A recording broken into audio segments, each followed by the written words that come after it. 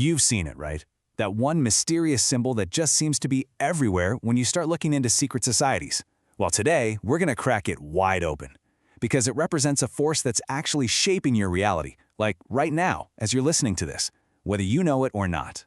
Yeah, that one. The G right there in the middle of the Masonic compass and square. Now, you hear a lot of things. Some say it stands for God, others say geometry. But what if it's something way more personal? Something that, once you really get it, hands you the keys to building the life you actually want. So to really get this, we've got to learn the language it's speaking. This isn't just about a letter from the alphabet, you know? It's a symbol pointing to a really deep universal idea. Okay, let's start with the number, 7. It is definitely not a coincidence that G is the 7th letter. I mean, think about it. 7 colors in a rainbow, 7 notes in a musical scale, 7 days in a week. All over the world, throughout history, the number 7 almost always means a complete, perfect system. And that's our first big clue. Now, this is super important. We are not talking about building actual stone cathedrals here. This whole explainer is focused on the esoteric stuff, the inner work. The idea isn't about building with hammers and nails. It's about building a better you. It's about the architecture of your own mind, your own consciousness. So, if we're architects of ourselves, where's the toolbox? Where are the blueprints? Well, according to these traditions, every single thing you need is already right there, inside your own head. And what do you know? There's that number 7 again.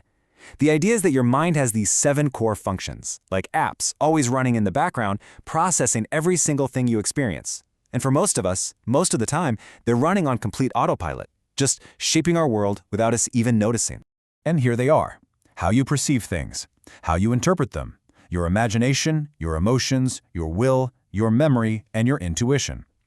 The real work, the secret sauce, is to stop being a passenger and to start consciously driving these 7 things instead of letting them drive you. But here's where it gets really interesting. Inside that mental toolkit, one of these stands apart. It has this, well, almost magical power to directly influence the physical world around you. And I bet it's not the one you're thinking of. That's right, imagination. And look, we're not just talking about idle daydreaming. We're talking about the focused ability to create and hold a clear picture in your mind. For centuries, these traditions have taught that a trained imagination is the most powerful creative tool a human has. And the wild part?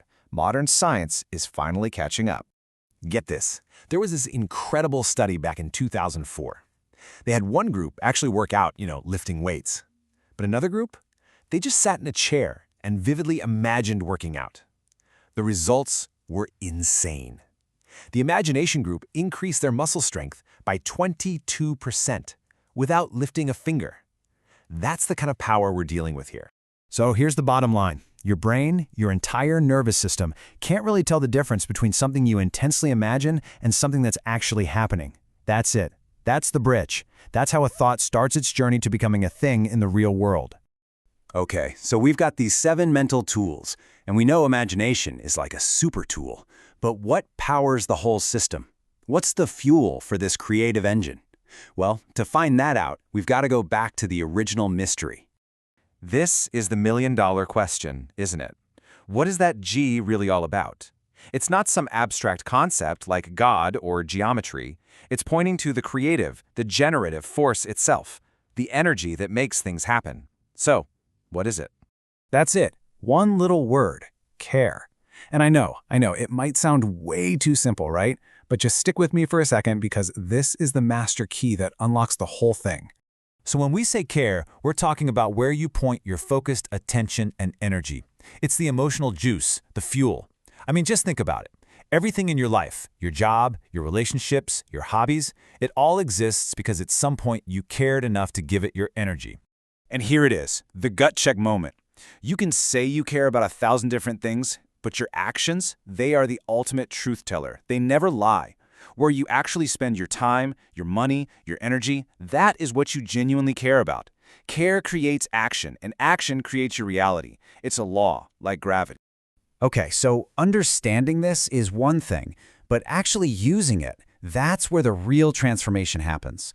So how do you actually get in the driver's seat and take control of this incredible force in your own life? Well, luckily, there's a roadmap. It's a pretty straightforward 4-step process. You start with some brutal honesty, then you conserve your energy, then you take deliberate action, and finally, you align it all with what you're really here to do. Let's break them down. Step 1 is radical awareness, and it starts with a simple audit. You can't change what you can't see. So I want you to take this question seriously. Look at your calendar, your bank statement. Where did your time and mental energy actually go? And hey, this isn't about judging yourself. It's just about getting an honest map of where your G-force is flowing right now. Once you have that map, you can move to step 2, plugging the leaks. See, your G-force, your ability to care, it's a finite resource. You only get so much each day. And every bit you spend on pointless drama or doom scrolling or negative self-talk, that's energy you can't use to build the life you want. It's time to get serious about where your energy is going. Third up is conscious cultivation. You know that famous quote, right? You don't rise to the level of your goals, you fall to the level of your systems. This is so true. It's not enough to just want something. You have to build the daily habits and routines, the systems that prove you care. Your daily actions are the physical proof of your care, which leads right into discovering your deeper purpose, which is step 4. You have to build a life that actually matters to you one day at a time. And this is how we bring it all back home to that symbol we started with. The square? That represents the material world you build on the outside, your actions, your results. The compass? That's your inner world, your values, your vision. And the G, right there in the middle? That's the bridge. That's the generative force of care that turns your inner vision into your outer reality. So let's just end on this powerful idea.